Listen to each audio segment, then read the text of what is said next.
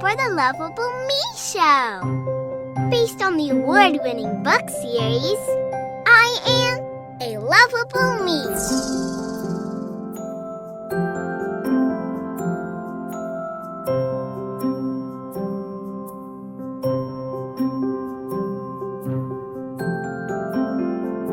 Get ready to have some fun learning with Lovable, our resident enlightening bug.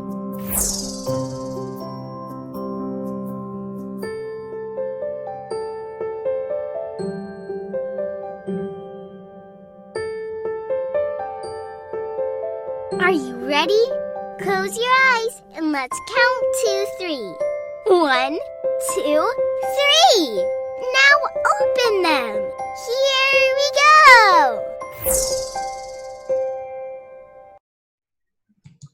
Hello, everyone, and welcome to the Lovable Me Show. I'm Sharon Penchina, your host and author of the award-winning I Am a Lovable Me books for children. I want to thank you all for watching our show each week. It's your support that keeps us going. We have a very special guest today joining us, but before I tell you about her, let's kick this show off with a reminder about teaching your kids about the value of breathing. When it comes to breathing, let's review first some of the great benefits that your children will receive when they learn to use this simple yet powerful tool. First off, you and your kiddos can use it as a coping mechanism. Slow and focused breathing helps to slow down our heart rate and blood pressure and moves us from a reactive fight or flight state to a calm and more relaxed state. This helps reduce anxiety and stress and helps us develop more self-control so that we can address life's challenges with greater ease. Slow and deep breathing also helps us to oxygenate the body. Now, this strengthens our immune system and keeps us in a much more relaxed state, which reduces or eliminates toxins. Breathing supports all our body systems, including the nervous system, digestive system, circulatory system, respiratory system, and more. We can also use breathing for greater concentration. When you breathe and relax, the results are greater mental clarity, focus, and improved concentration. This helps increase our ability to make more conscious decisions that produce more successful outcomes. You can also use it to empower yourself and your children. Since breathing helps us attain a sense of calm that helps us to be more mindful, we're able to get in touch with our emotions and better control our behaviors and responses, as well as problem solve to overcome obstacles more easily. The self-awareness and self-control we gain is a key factor when it comes to self-empowerment. Now, since breathing is a mindful action, that brings me full circle in telling you about our special guest today, Helen Maffini. Helen is the director of MindBe Education. Her life's mission is to improve the lives of children by working in the area of social and emotional fitness and wellness. She's also a former school principal and teacher, as well as an NLP practitioner, a certified emotional trainer, and holds a diploma in positive psychology. Helen is the co-author of a book, Developing Children's Emotional Intelligence, and author of several children's books, including Sammy's Next Move. Helen is the host of many educational summits in the area of mindfulness and positive psychology. And she's interviewed many leaders such as Daniel Goldman, Dan Siegel, and Rick Hansen. Helen, welcome to the Lovable Me Show. Thank you so much, Sharon. It's a pleasure to be here. Well, it's great to have you. And you know, it really appears that you have so many tools in your toolbox when it comes to supporting parents and children. And I also want to mention that in addition to your education, training, and your job-related expertise, I discovered along the way that you've lived in 13 countries. And that's pretty amazing when you consider that many of us will live in one country our entire lives. So my inquiring mind really wants to know, how did that come about? Yes, so it's pretty unusual, I think, although we're meeting more and more people who are doing the same thing. But I met my husband when I was in my early 20s. I was working in Japan, and he was a chef. He's Italian from near Milan, and we met each other. And I think because we were both in a foreign country, we ended up getting married in Singapore, and then we just kept getting opportunities, and we liked the lifestyle. We had two daughters that grew up living all over the world. One was born in Canada and the other in Hong Kong. We're presently in Portugal, but getting ready for a new move soon. But I think it's opened my eyes, what's going on in lots of different educational contexts, which has been really, really wonderful. Yeah, I would imagine. Do you see a lot of the same challenges that parents and kids are facing in each of these different countries, or is it very diverse? I think there are a lot of similarities. There's a lot more anxiety and stress, I find, especially in younger children, all the way through to adolescence. But I think some places are doing things maybe a little bit better than other places like Scandinavia, Finland, and Denmark and things. Really encourage play and going out in nature and things. And I think those things are really, really important. Whereas I see a lot of other countries turning towards more academic pursuits in schools, which sometimes is at the expense of play or creativity. Yes, and I would imagine that, and I don't know if it's you find it to be a similar situation all over the world, but technology and seeing, kids so plugged in all the time to phones, computers, etc. Is that something you see also? Yeah, I think that's a huge change. If I think about my own childhood, we were outside playing and until you got called in for supper.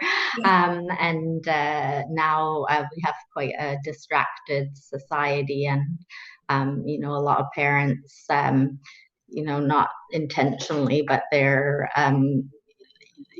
children are using iPads and things as kind of a way to be distracted while something else needs to be done. So I think there's a bit of loss of imagination, and that being really present in the moment, and exploring and being bored. I think being bored was a great thing because exactly. you had time to figure things out. And now with these phones and iPads and things, although they are great as well, sometimes maybe overused by both parents and children.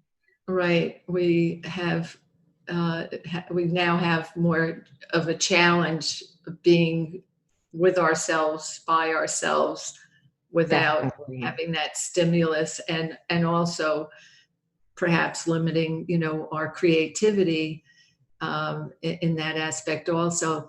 The words mindful, I know you talk about, mindful parenting. The words mindful and mindfulness are used so much these days when it comes to parenting and what we teach our children, or how we teach our children. Can you explain that so that everyone understands exactly, for those who don't, what mindfulness is and why it's important for parents to know about it? Yeah, I think, as you mentioned, it's becoming more and more, publicized. We keep hearing about it in newspapers and magazines and books and podcasts and all kinds of things. I like to describe it as a mental state we achieve by focusing our awareness on the present moment, and then just noticing and accepting our thoughts and feelings and maybe things that are happening in our body. So I think, as we just talked about, a lot of us get distracted very easily nowadays with our iPhones, with social media, needing to check emails. It really is a kind of addiction that we have to these gadgets. And mindfulness is about coming back to ourselves and to that present moment and really noticing what's happening around us in the world and in ourselves. Exactly. So for parents and caregivers, anyone, involved with children, in order for us to fully integrate the concept of mindfulness in our lives, especially on a daily basis, it would seem to me that adopting certain activities and behaviors in the home, starting in the home, is, obviously, you've been in a school environment as a principal and a teacher, so probably brought those concepts into the school with you. But starting, in the home would seem like, maybe the first step. Yeah. Can you share your experience and some of the key factors when it comes to making our homes more mindful? Yeah. I think definitely I believe that, sometimes I feel in education and as parents, we want our kids to learn things, or of course, all parents want the best things for their children, but sometimes I think it's starting with us. So in the home, I think the most important thing is for parents themselves to kind of develop a mindfulness practice, and that way our children will notice, when we're able to take a pause, when we're able to respond and react in a way that's beneficial instead of negative, and be self-compassionate with ourselves. And I think kids, they notice what we're doing and how we act, much more than what we say. So if you can develop those skills yourself, I think as a parent, that's one of the greatest gifts that you can give your child, because they will naturally absorb and feel that calmness within you as well. So I think some of the things that I would recommend would be starting slow. I think sometimes people get over enthusiastic and decide, I'm going to start meditating for 1 hour a day, and my house is going to be zen, and that in itself causes stress and gets overwhelming, because especially if you're used to being distracted and not having enough time or whatever things are coming up for you. I think starting small is a really great way to start. So I recommend using some of the popular apps. If you're not used to meditating, I like using Calm and Headspace, where you can just get a quick little meditation or a little verse that will really help to help you notice your breath and develop your deep breathing. And they have them for all different types of situations. So it's not about, reading every book and finding 1 hour. This is a 1 or 2 minute thing that you can do at the beginning of the day that will just really ground you. And then it's about, I think, taking just the moments in the day and noticing how you feel, taking a pause. If you're washing dishes or you're in the shower, just noticing how the water feels on your skin, taking a breath. I think a lot of times, I know before I discovered all this, I was running around and what I found, as you mentioned at the start of the program, is the breath is so important to bring us back to ourselves. So I think some of the other things you can do are creating kind of calm space in your house, a place where anyone can go to, especially yourself, to just have that kind of, it can just be a little corner. I've lived in all kinds of houses, huge houses. Hong Kong, we lived in a shoebox, but just finding a corner where you can have a cushion, maybe a candle, something that's quiet and relaxes, and you just know that you can go there and take a breath and focus on yourself for a couple of minutes. So I think for parents, it's not as hard as maybe we make it out to be. It's not a something that you have to spend hours and hours on. You can work up to building your resilience in that area, and I would say just start with a small practice, because I get parents saying to me things, like, how am I going to find time to do that? I don't have time to do anything already. I'm rushing around. It's crazy in the mornings. And I mean, I know I'm a parent. You're taking kids to after school activities and getting dinner ready and all of that. And a lot of us are working as well. So I think just start small and try to do these small moments where you can notice. Another thing I like to do is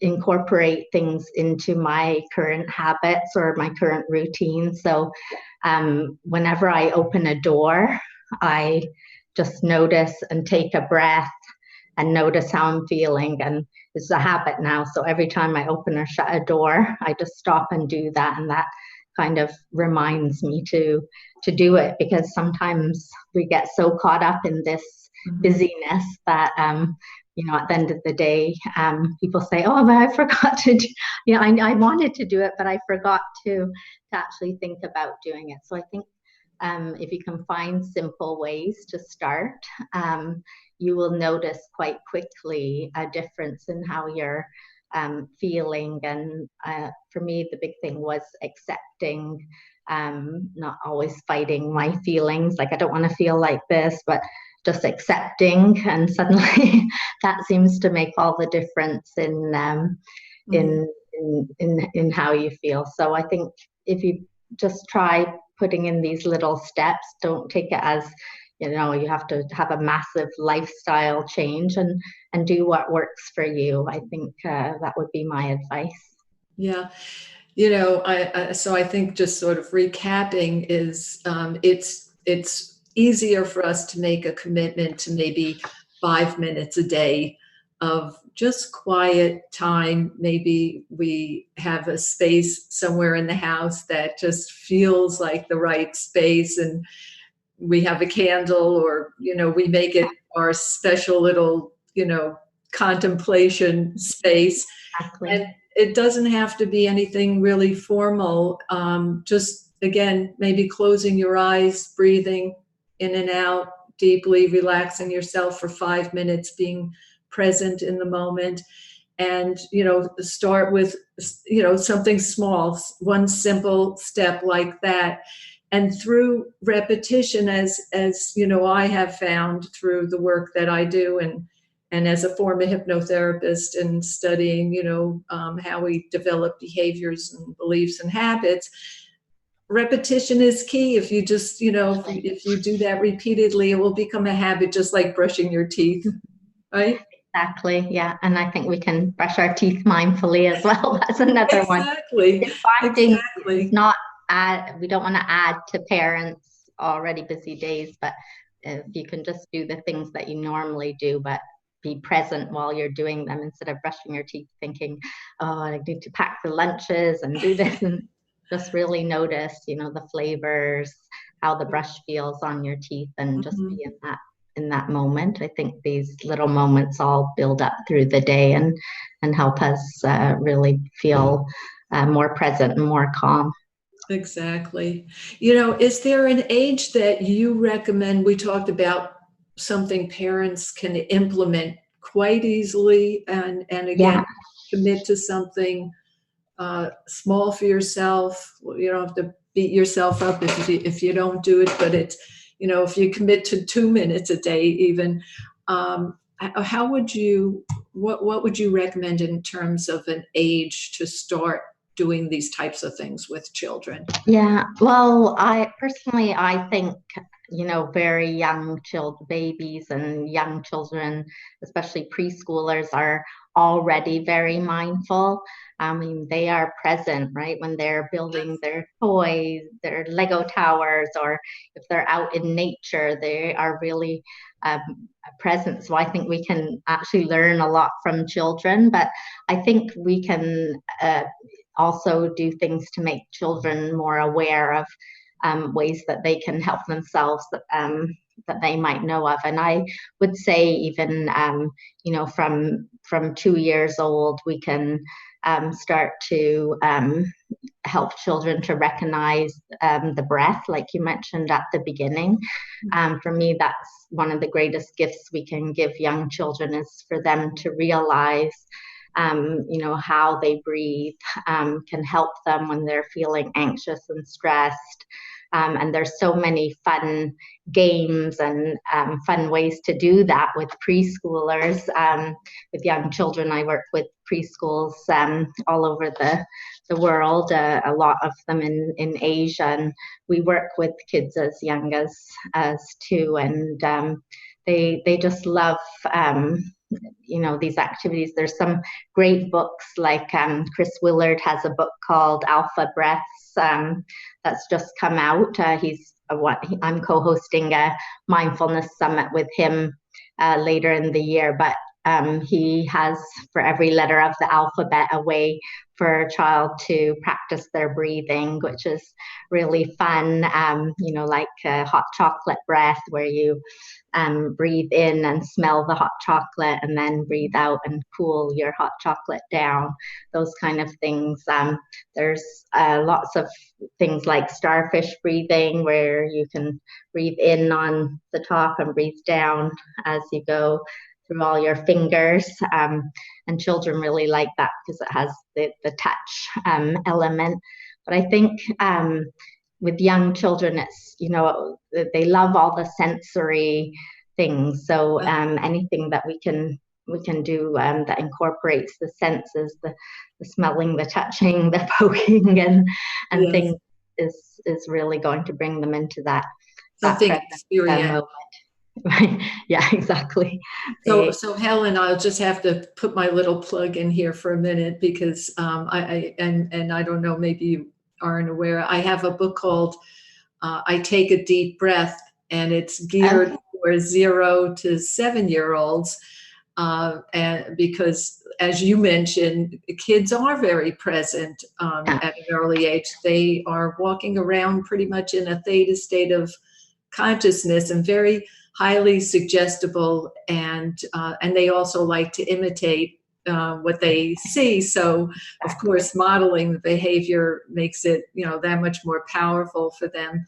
So I do have a book and an audio CD that really is very playful, and it's narrated by children, and it's a great way to get kids That's awesome.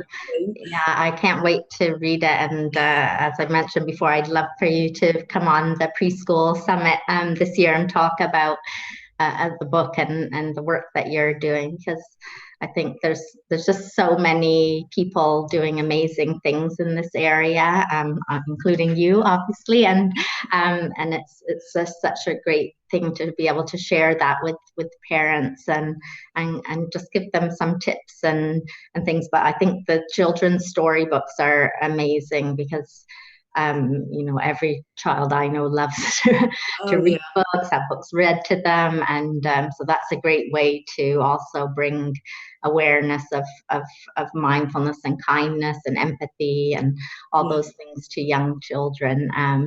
So I would definitely be excited to hear more about your book and to read it as well, the whole series. We'll get to that after the show. But I want to get back to, your work and what tips you have because I know, time runs out so quickly on these shows.